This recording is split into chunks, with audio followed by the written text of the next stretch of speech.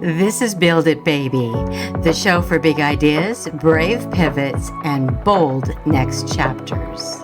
So let's do it. Let's build it, baby.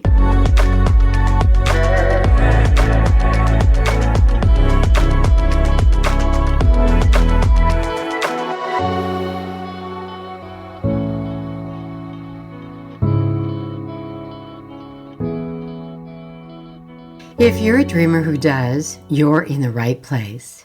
I'm Penelope Bent, and this is Build It Baby. And I'm here to remind you that your worth, your power, and your future cannot be erased in a 15-minute meeting. Let's build it, baby. So today I want to talk about something that is really bothering me.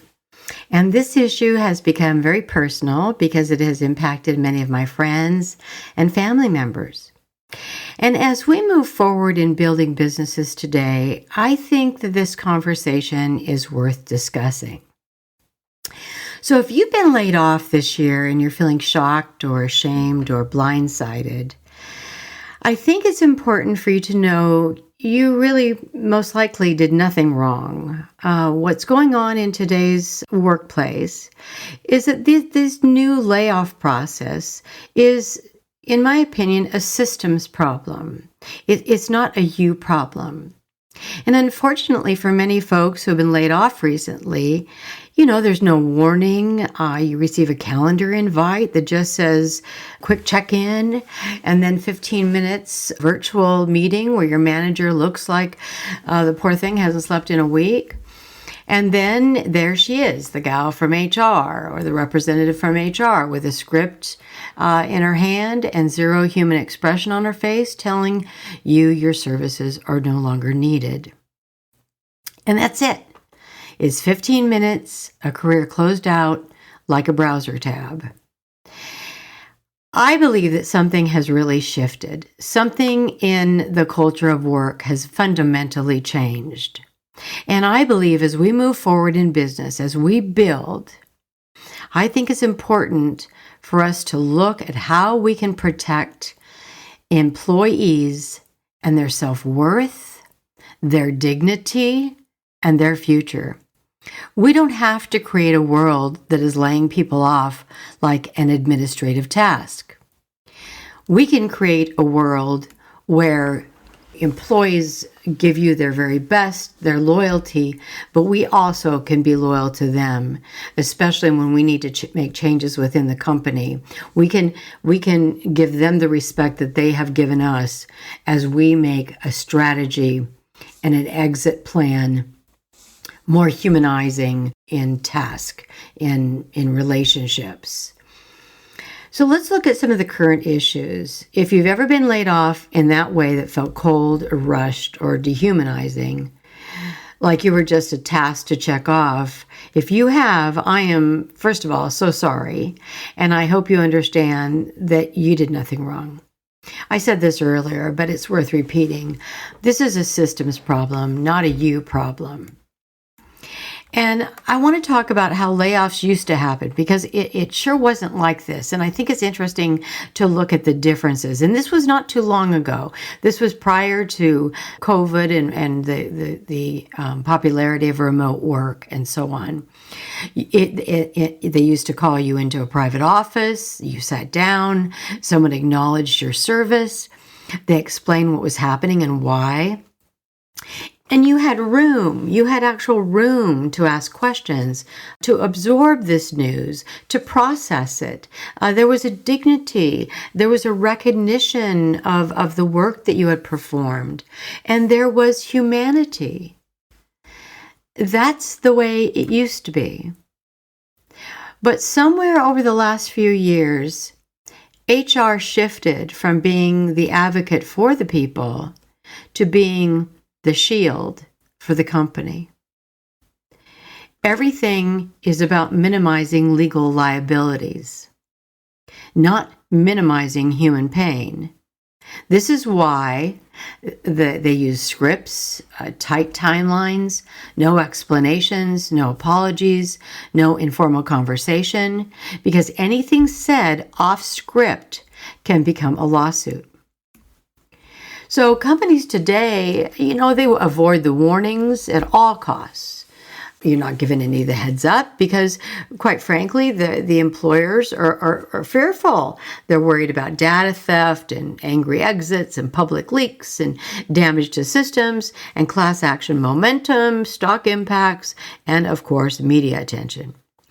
So instead of looking at humanity, they have chosen more of a secrecy. That's the new way, the new path. And because we're having so many mass layoffs, it's almost as though the layoffs are being looked at and reviewed as an operational event. They schedule 25 to 50 of them in the morning, 15 minutes each, back to back. It isn't personal and it isn't thoughtful. And like I mentioned, I do think that the virtual meetings turned layoffs into transactional distance, distancing emotionally sterile process, because it's a lot harder, a lot more painful to have to share the bad news with someone that you're looking across the desk in, one-to-one in real life. Somehow, when you're on a virtual call, it is less impactful for the one delivering and incredibly impactful and cold to the one receiving.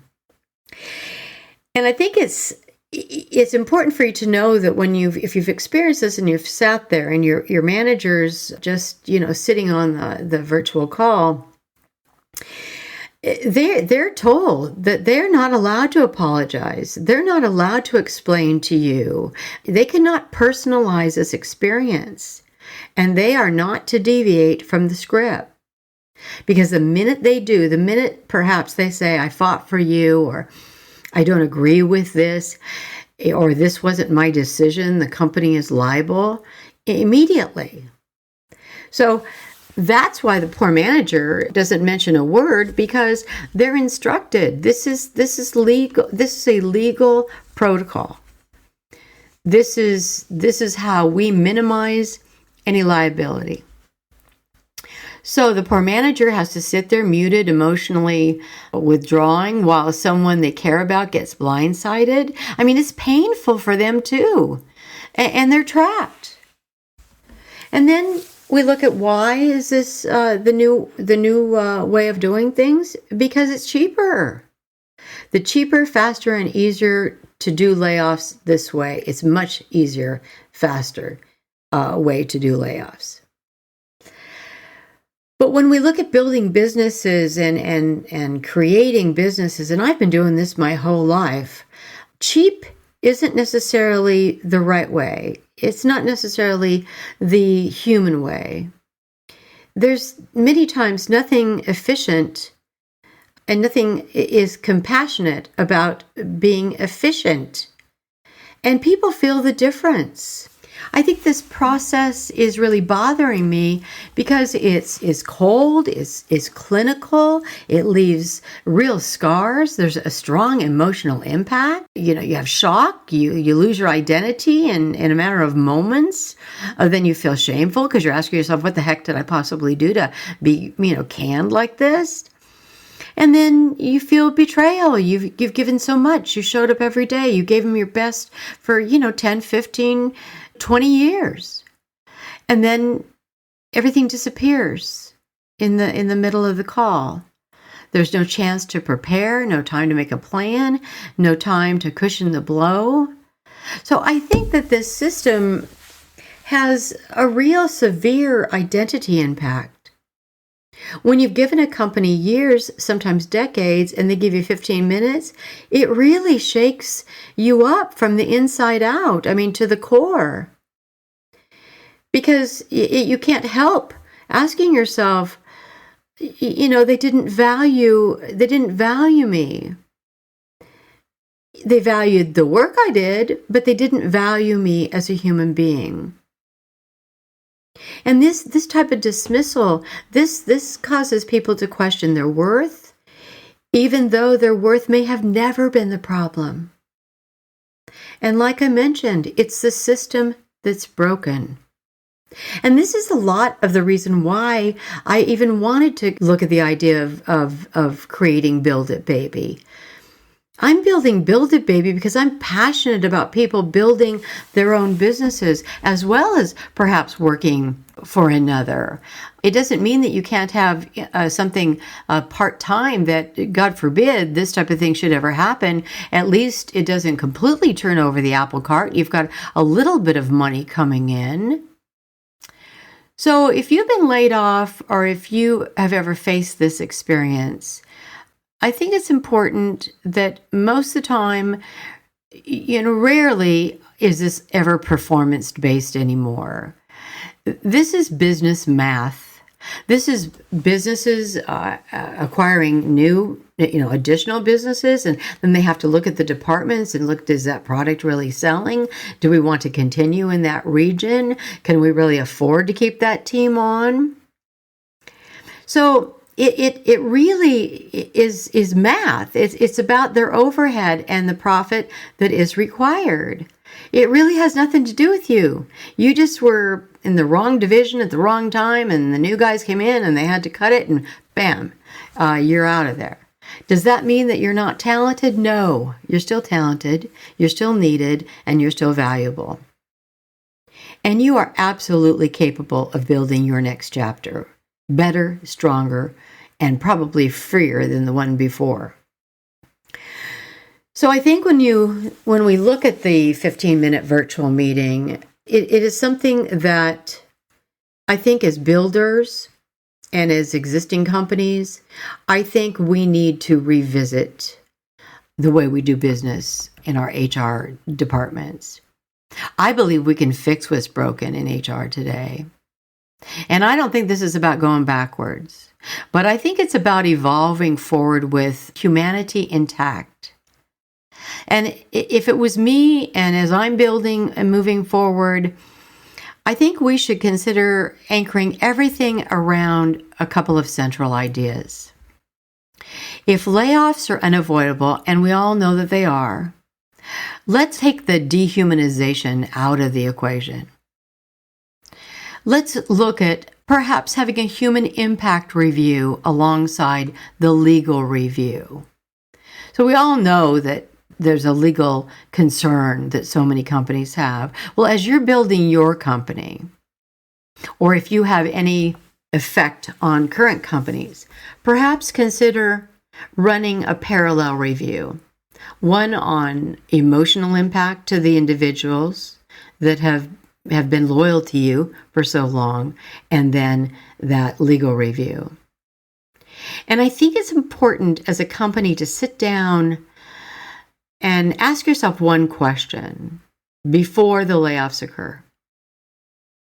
What is the emotional, financial, and identity impact of how we are doing this? That one simple sentence, that one question. Ask yourself, what are those impacts? What are those emotional, financial, and personal identity impacts? And how well are we doing our job so that these are not severe experiences for the people that work for us? In today's build and what we're presenting out there, let's balance the risk with our responsibility to the people that work for us, to the people that have been loyal to us, to the ones that have laid, time away from family on the line to help us build our companies. Let's look at that. Let's remember that when it's time to make our cuts. Let's remember what they gave us. And by God, with that information, it is our job to lay out a kinder, more effective, more human policy with less disruption. And I think if we ever all got together, we could come up with a billion different ways we could do it that would still not increase the company's liability. So in today's world of HR as you build your HR department, as you work with other HR departments, if we all really stressed the importance of never taking an identity, never blindsiding anyone, putting out as good as what we have received. That's the way I believe we need to do business today. So here's the part where I tell you exactly what I know. These are my knowings, the things I no longer question because they've shown themselves to me again and again. Not from a book, but from building, getting knocked down, getting back up, and doing this work in the real world. So here are my knowings. I know that my worth will never be decided in a 15-minute meeting. No 15-minute call will rewrite my value. No script gets to summarize my contribution. And by God, no corporate decision will ever define who I am. Number 2, I know loyalty is not wrong. Commitment is not naive. Doing my best work is still honorable. I know those will always be the most important elements of my build that are my must-haves. And number 3, I know that I may encounter rough waters at times, and yet I know by using my creative power and trusting in my ideas, the universe will help me navigate to calmer waters. So those were my knowings. Okay, so now it's time for our listener question. And here we go from Sandra in Oregon. And boy, is this question appropriate or what? So here's Sandra's question. I am a 61-year-old mature woman. I was recently laid off from my 18-year previous job and am not in a position to retire early. I feel like my dismissal was age-related, and I'm concerned my age will be a problem in trying to find another job. Do you have any suggestions? Well, Sandra, you couldn't come in at a better time because we were certainly chit-chatting about being laid off, and I am so sorry that you have received this abrupt announcement. I can only imagine what is rolling through your head. Do I have any suggestions? I have a few. Here are a couple of my quick suggestions. First of all, I think that you most importantly, please understand that your worth did not end when the job ended. That job just ended. And I think that what's happening, a lot of people call it ageism, but I think that many times businesses, their marketing will be towards specific clients.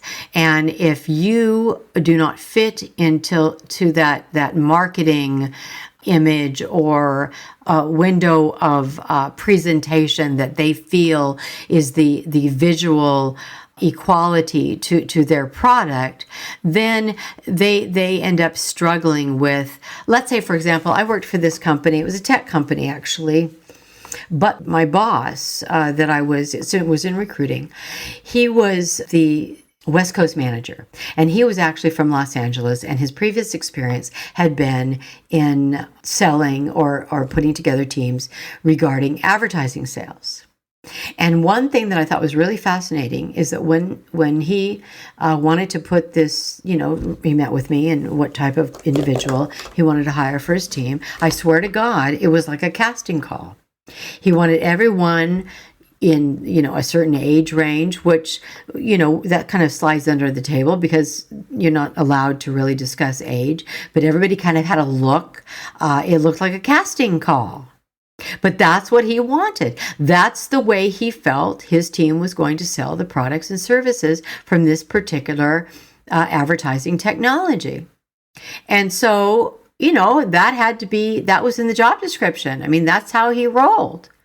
So I had to really, take a look at these individuals and see if they fit within this parentheses of what he was looking for. So I think that when you move out into the job market today, and I've looked at this myself, I would look at what type of work would be appropriate within your age category. For example, recruiting is perfect for me in having a recruiting company because I'm a mature woman.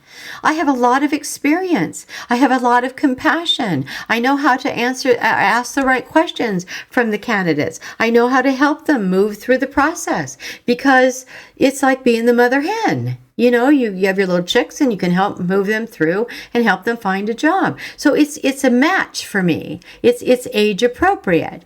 Now, would I go to Macy's and try to get a job in the teen department with those little tiny cute tank tops and so forth? I somehow just don't think that teen would identify with me. And I don't think if I was in the dressing room bringing her garments that she would think I knew what the hell I was talking about. So would that be an appropriate match for me? No, I don't think it would. So I think number one, when you're looking for jobs coming about, look at jobs that are appropriate. Healthcare's a natural for us as we mature. Go into areas that that wisdom, that maturity that you bring to the table, that knowledge, that visual comfort of being someone that has lived a bit of life. Where will that be highlighted? And then when it comes to your resume or what you're doing, start modernizing. Don't minimize yourself. Modernize yourself. Look at your network. What's your LinkedIn look like? I mean, have you even updated it if you've been with these guys for 18 years? Start reaching out to people that can help you. And understand that maybe this is when the window of opportunity opens up and the universe says, hey, I've been nudging you about an idea. I've been really encouraging to do your own thing and build your own business, but you've been too busy supporting these other guys for the last 18 years that maybe it's time. Maybe you start looking at a small business. Doesn't mean that you don't have to look for the job. Start it as, okay, now is the opportunity. I've got some severance pay and I can start building my little business here. Maybe that's the time. Start looking at it that way. I never believe when my life has the crash and burns that there isn't a brighter day coming. I always kind of feel like, well, it pushed me to do what I've been wanting to do for so long, but I wasn't going to do because it was comfortable and I was scared and there was some fear issues. But when the universe kicked me in the butt, that was my knowing, that was the acknowledgement to, okay, get busy living here, girlfriend. Get busy building it. You've got all that you need, all the wisdom, all the knowledge, all the tools, they're all laid out there for you. It's time. So maybe this is your nudge. Maybe this is your time. And thank you so much, Sandra from Oregon. Thank you for your question. And I really, I wish you a great excitement on your new journey. And I think that this could be a real positive avenue for you. And if you're up for a chit chat, go to penelopebent.com, hit my coaching page there and schedule a 30-minute complimentary discovery call. It'd be fun and it'd be great to chat with you. Well, it's that time. Thank you for joining me on today's episode of Build It, Baby. And if this conversation has shaken you or been a bit disturbing, let it also open up a few things. It's a disturbing topic. It's something that I am really determined to highlight and hopefully to make a few changes. Let it open your door to reinvention or to new possibilities, to your next build. I'm here cheering you on the entire way. Until next time, always best, P. Build It Baby is a Rainy Day Production House original. hosted by Penelope Bent and produced and edited by Morgan Clymer. Music by Yuri Shemshashen and Oleksiy Holobiev. If this episode spoke to you, please follow the show and leave a review. It helps more dreamers like you find us. And remember, you're not just building a bold business or a career, you're building a bold life.